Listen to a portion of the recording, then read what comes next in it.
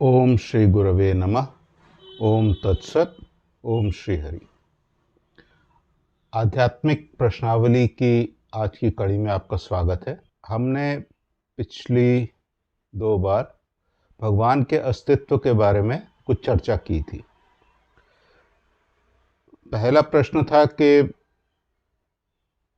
भगवान के अस्तित्व के बारे में कोई प्रमाण नहीं मिलता। इस विषय पर चर्चा हुई।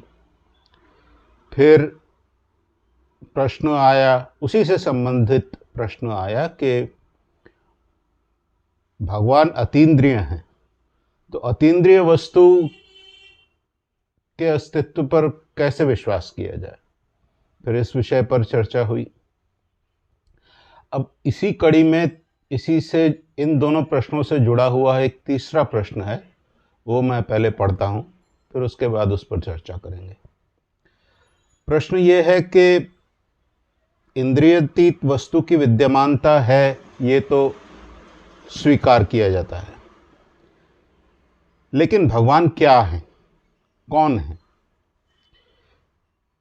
प्रश्नकर्ता कहते हैं कि यह न तो मैं जानता हूं न ही समझ में आता है। हमारी मानसिकता आजकल ऐसी है कि भगवान पर विश्वास करने के लिए या फिर उनके अस्तित्व को स्वीकार करने के लिए उनके किसी पार्ट या फॉर्म को, किसी अंश या रूप को हमारी बुद्धि के अनुसार समझना पड़ता है। नहीं तो इस विषय में ना या हाँ बोलना मेरे दृष्टिकोण से अर्थहीन है। इसलिए भगवान का अस्तित्व स्वीकार करने के लिए पूर्ण ज्ञान ना भी हो, परंतु उनके बारे में कुछ तो जाने, ये प्रश्नकर्ता की समस्या है। अब प्रश्न बड़ा प्रासंगिक है, बड़ा मार्मिक है और युक्ति संगत है, इसमें कोई संदेह नहीं है। इस प्रश्न को हम कुछ भिन्न भाव से विचार करेंगे। इस प्रश्न पर देखो, कोई भी वस्तु विद्यमान है या उसका अस्तित्व है, तो यह तो हो सकता है कि तुम उसे किसी एक नाम से जानते हो, मैं किसी अन्य नाम से जानता हूं। ऐसा तो हो सकता है, संभव है। जैसे मान लो जल है। अब जल को मैं जल कहता हूं, जो अंग्रेजी बोलता है वो वाटर कहता है, जो कोई और भाषा बोलता है वो कुछ और बोलता है, लेकिन वस्तु एक ही है। मैं जल किसी ऐसे व्यक्ति को कहूं जिसको हिंदी या अन्य कोई भारतीय भाषा समझ में ना आती हो, तो उसे समझ में नहीं आएगा कि मैं किस वस्तु के बारे में बात कर रहा हूं। तो एक वस्तु को आप एक नाम से जान सकते हैं, मैं अन्य नाम से जान सकता हूं, यह संभव है। इतना तो मान लेना पड़ेगा। अब इस बात को थोड़ा सा ध्यान में रखिएगा। अब एक व्यक्ति जो है वो कई रूपों में जाना जानता है। जैसे मान लो अपने घर में वो ग्रह करता है, भरता है। अपनी स्त्री के लिए वो उसका पति है, स्वामी है। अपनी संतानों के लिए वो उनका पिता है। जहाँ वो कार्य करता है, काम करता है, वहाँ पे वह कर्मी है। अगर उच्च पद पर है तो कई लोगों का बॉस है, कई लोग उसके अंडर काम करते हैं। मान लो वो क्रिकेट खेलने जाता है या फुटबॉल खेलने जाता है, तो खेल के मैदान पर वह एक खिलाड़ी है। अगर उसके भाई बहन हैं तो उनके लिए वह भाई है। उसके मित्रों के लिए वो मित्र है, अपने नौकरों के लिए वह उनका मालिक है। अब एक ही व्यक्ति को अलग अलग लोग अलग अलग प्रकार से जानते हैं, उसके साथ अलग अलग प्रकार का व्यवहार करते हैं, उसे अलग अलग प्रकार से संबोधन करते हैं, उनका संबंध उस व्यक्ति से अलग अलग है। इतना होने पर भी वह व्यक्ति एक ही है, इसमें तो कोई किसी को संदेह नहीं हो सकता। व्यक्ति एक ही है, लेकिन उसका जिसके साथ जैसा संबंध है वह उनके साथ वैसा ही व्यवहार करता है, और वे लोग भी उस व्यक्ति के साथ उस संबंध के अनुसार व्यवहार करते हैं। जो व्यवहार संतान करती है वह खिलाड़ी नहीं करता। जो व्यवहार वह व्यक्ति अपनी स्त्री के साथ करता है वह अपने मित्रों के साथ नहीं करता। जो व्यवहार अपने मित्रों के साथ करता है वह व्यवहार अपने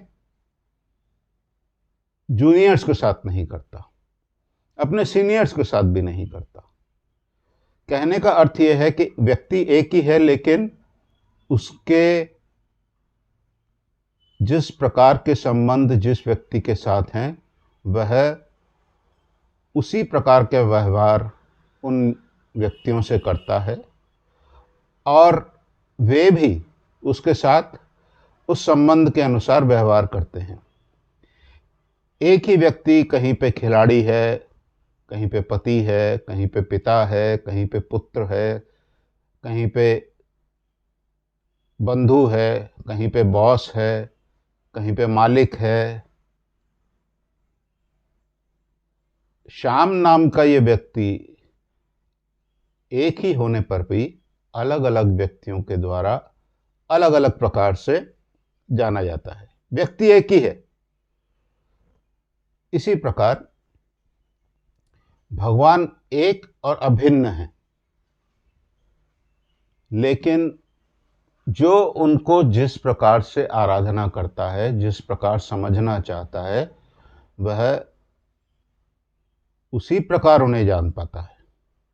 देखिए, एक ही व्यक्ति की एक कन्वेक्स मिरर, कनकेव मिरर और मिक्स्ड मिरर में अगर प्रतिछवि यानी रिफ्लेक्शन देखी जाए तो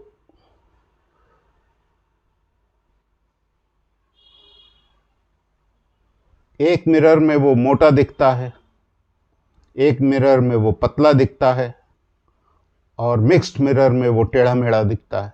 अब मिरर के गुण के अनुसार यानी आईने के गुण के अनुसार व्यक्ति का प्रतिबिंब बदल जाता है। व्यक्ति नहीं बदलता, उसका प्रतिबिंब बदल जाता है। उस मिरर में, उस आईने में आप उसे जिस प्रकार देखते हैं वह वैसा ही नज़र आता है, लेकिन उसके प्रतिबिंब के बदलने से व्यक्ति नहीं बदल जाता। इसी प्रकार भगवान को हम जिस प्रकार देखते हैं, जिस प्रकार समझते हैं, उससे भगवान नहीं बदल जाते। हमारे ज्ञान के अनुसार भगवान प्रतिभात होते हैं, लेकिन ये भाव की विभिन्नता ही नहीं है। देखिए, साधन भजन के स्तर भेद के अनुसार भी कोई व्यक्ति भगवान को समझता है और जानता है। जैसे आप लोग जानते हैं कि क्रूड ऑयल यानी कच्चा तेल जो मिट्टी के भीतर से निकाला जाता है, उससे कई पदार्थ बनते हैं। जैसे केरोसिन बनता है, पेट्रोल बनता है, डीजल बनता है, प्लास्टिक बनता है। उसको रिफाइन करते करते बहुत से पदार्थ हमें प्राप्त होते हैं, और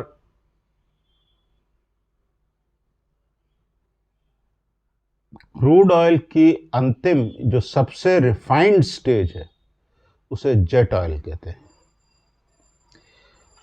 ये जेट ऑयल प्लास्टिक, मोम, पेट्रोल, डीजल, केरोसिन, ये सब क्रूड ऑयल में निहित रहते हैं। इनको रिफाइनमेंट प्रोसेस के द्वारा एक एक करके इन वस्तुओं को निकाला जाता है। इसी प्रकार भगवान एक ही हैं, लेकिन साधन भजन की रिफाइनमेंट प्रोसेस के द्वारा उन्हें भिन्न भिन्न प्रकार से समझा जाता है। अब क्रूड जो है वो तेल की सबसे निकृष्ट अवस्था है, सबसे लोअर स्टेज है, अर्ली स्टेज है। और रॉकेट ऑयल या जेट ऑयल उसकी सबसे फाइनेस्ट स्टेज है। आप क्रूड को देखकर यह नहीं बता सकते कि इसमें से जेट ऑयल निकल सकता है। इसी प्रकार भगवान की जो सबसे स्थूल अवस्था है वो, उसको अगर क्रूड ऑयल से तुलना की जाए, और भगवान की जो सूक्ष्मतम सर्वोच्च अवस्था है उसकी तुलना जेट ऑयल से करनी पड़ेगी। देखिए, भगवान हर अवस्था में सत्य हैं, सिर्फ उनके सत्य का स्तर ऊंचा होता चला जाता है। क्रूड ऑयल यानी कि भगवान का जो स्थूलतम रूप है, विग्रह आप उसे कह लीजिए, वो क्रूड ऑयल के समान है। और भगवान का जो निराकार निर्गुण स्वरूप है वह जेट ऑयल के समान है। स्थूल विग्रह की सेवा, उपासना, आराधना करते करते, पूजा करते करते, साधन भजन के रिफाइनमेंट प्रोसेस के द्वारा हम जेट ऑयल तक पहुंचते हैं। देखिए, उपनिषद में एक व्याख्यान आया है, तैत्तरीय उपनिषद में है जहाँ तक मुझे याद पड़ता है। महर्षि भृगु के पुत्र थे वरुण, उन्होंने अपने पिता से ब्रह्म के बारे में या भगवान के बारे में उपदेश मांगा। भृगु मुनि ने उनसे कहा कि तुम तपस्या करो। तपस्या करते करते सबसे पहले उन्हें उपलब्धि हुई कि अन्न ही भगवान है। वे पिता के पास गए, उनसे बोला कि मैंने उपलब्धि की है कि अन्न भगवान है। पिता ने कहा तुम और तपस्या करो। फिर तपस्या की तो फिर उन्हें उपलब्धि हुई कि प्राण भगवान है। पिता ने कहा और तपस्या करो। वो फिर तपस्या में लग गए। फिर उन्हें ज्ञात हुआ कि मन भगवान है। पिता ने कहा और तपस्या करो। फिर उन्होंने उपलब्धि की कि विज्ञान यानी उपलब्ध ज्ञान, वे भगवान हैं। पिता ने कहा और तपस्या करो। अंत में उन्होंने उपलब्धि की कि आनंद ही भगवान है, भगवान आनंदमय है। यहाँ पे जाकर उनकी तपस्या का अंत हुआ। भगवान को शास्त्रों में सत चित आनंद कहा गया है। सत्य यानी जो पहले थे, अब हैं, बाद में भी रहेंगे, निर्विकार रूप से रहेंगे। चित्त माने जो सर्वदा ज्ञात होते हैं। सर्व अवस्था में सब विषयों का ज्ञान जिन्हें होता है वे चित्त स्वरूप हैं। और आनंद स्वरूप वे इसलिए हैं कि उनमें दुख का लेश मात्र नहीं है, वे केवल आनंद ही हैं। अब भगवान की जो उपलब्धि वरुण देव को अन्न के रूप में हुई, अन्न यानी स्थूल रूप में हुई, फिर प्राण के रूप में हुई, फिर मन के रूप में हुई, फिर बुद्धि के रूप में या ज्ञान के रूप में हुई, और अंत में आनंद के रूप में हुई, यह एक सत्य से उच्चतर और अंत में उच्चतम सत्य की प्राप्ति है। क्रूड ऑयल को रिफाइंड करते करते भृगु मुनि के पुत्र वरुण देव अंत में जब जेट ऑयल तक पहुँचे, तब उन्होंने यह अनुभव किया कि भगवान आनंद स्वरूप है। जैसे मैंने पहले कहा, एक ही व्यक्ति परिस्थिति और संबंध के अनुसार भिन्न भिन्न व्यक्तियों द्वारा भिन्न भिन्न प्रकार से जाना जाता है, उनके साथ उसका वैसा ही संबंध रहता है। उसी प्रकार जिज्ञासु व्यक्ति के लिए भगवान पहले स्थूल रूप में विराज करते हैं, फिर साधन भजन की रिफाइनमेंट क्रिया के द्वारा वह साधक धीरे धीरे उनके सूक्ष्मतर और सूक्ष्मतम स्वरूप पर पहुंचता है। देखिए, इंद्रियातीत वस्तु है, ये हमने पहले देख लिया है, इस पर विचार कर लिया है।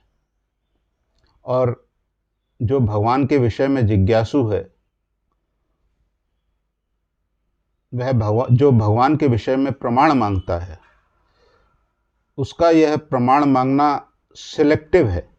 100 में से 99% वस्तुओं या परिस्थितियों में उसका प्रमाण से कुछ लेना देना नहीं होता, वो प्रमाण नहीं मांगता। लेकिन जब भगवान की बात आती है तो उसको प्रमाण बहुत ज़रूरी हो जाता है। इसलिए ये प्रमाण मांगने का व्यवहार जो है, यूज़ जो है, बहुत सिलेक्टिव है।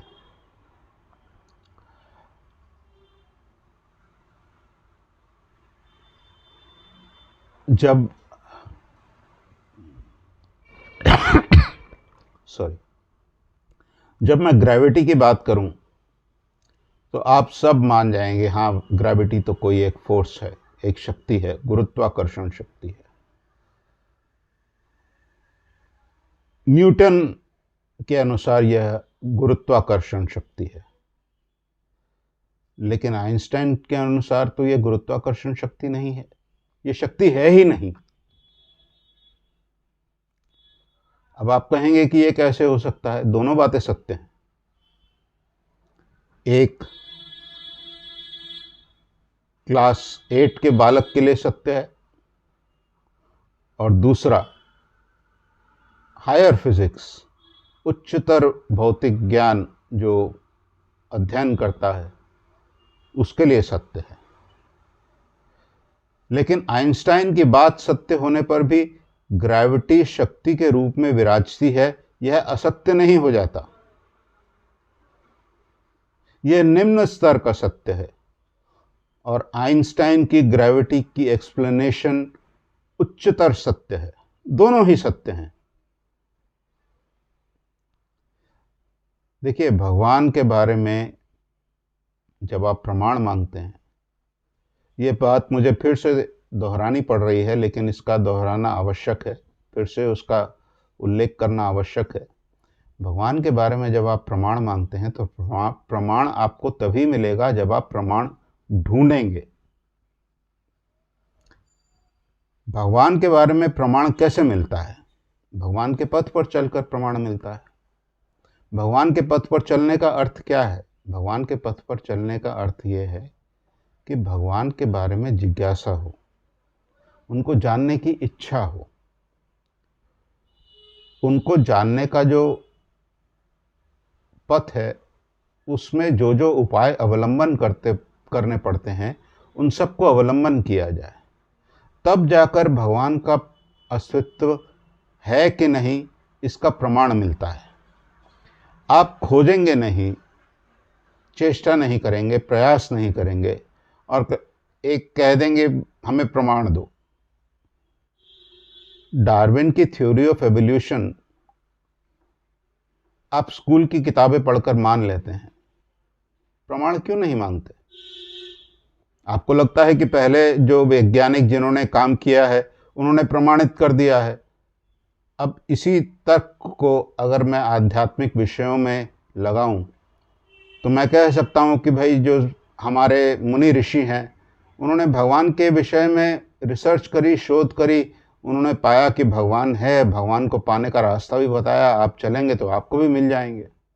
लेकिन यहाँ आप मानते नहीं।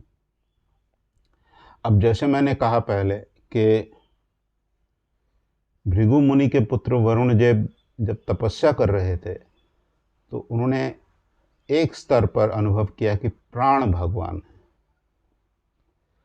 प्राण जो हैं ये भगवान की उपस्थिति या अस्तित्व के स्थूल लक्षण के रूप में विराजमान है। प्राण है ये तो आप मानते हैं, आप भी प्राणी हैं, मैं भी प्राणी हूं। इस जगत में जितने जीव जंतु हैं सब प्राणी हैं, पेड़ पौधे भी प्राणी हैं, उनमें भी प्राण होते हैं। काट दीजिए तो सूख जाएंगे। हम कहते हैं कि पौधा बचा नहीं, मर गया। पेड़ कट गया तो उसकी मृत्यु हो गई, ऐसा ही होता है। अब प्राण है ये तो आप मानेंगे, और मैं अगर प्राण को भगवान कहूं तो आपने प्राण को प्राण कहा और मैंने प्राण को भगवान कहा। एक ही वस्तु को आप एक प्रकार से जानते हैं, मैं अन्य प्रकार से जानता हूं। भगवान गीता में कहते हैं जीवनम सर्वभूतेषु, मैं हर प्राणी में जीवन हूं। तो भगवान अगर जीवन है, जीवन शक्ति है, और ये जीवन शक्ति है ये तो आप भी जानते हैं। जब किसी की मृत्यु होती है तो हम कहते हैं कि उसके प्राण चले गए, उसके प्राण छूट गए। तो हम कहते हैं जीवनम सर्वभूतेषु, भगवान सब प्राणियों में प्राण के रूप में है। यह है भगवान की उपस्थिति की, उनके अस्तित्व के विषय में स्थूलतम प्रमाण है। यहाँ पे आज इस विषय को यहीं छोड़ देते हैं। देखिए ये सब विषय ऐसे हैं जिनके बारे में बहुत विस्तार से कहा जा सकता है, व्याख्या करी जा सकती है, लेकिन फिर एक समय आता है जब यह केवल व्यर्थ तर्क ही हो जाता है। जो लोग भगवान के बारे में अनिश्चित हैं कि नहीं, समझ में नहीं आता है, मेरा उनसे निवेदन है कि आप चेष्टा करिए, प्रयास करिए, एक ना एक समय आपको कुछ न कुछ प्रमाण भगवान स्वयं प्रदान करेंगे। देखिए भारत के आध्यात्मिक इतिहास में कोई ऐसा साधक नहीं है जिसने इस पथ पर चलकर ये कहा हो कि भगवान नहीं है। जो इस पथ पर चला उसने अंत में जाके यही कहा कि भगवान हैं और उन्हें पाया जा सकता है, उनका दर्शन किया जा सकता है। और जो लोग भगवान के अस्तित्व को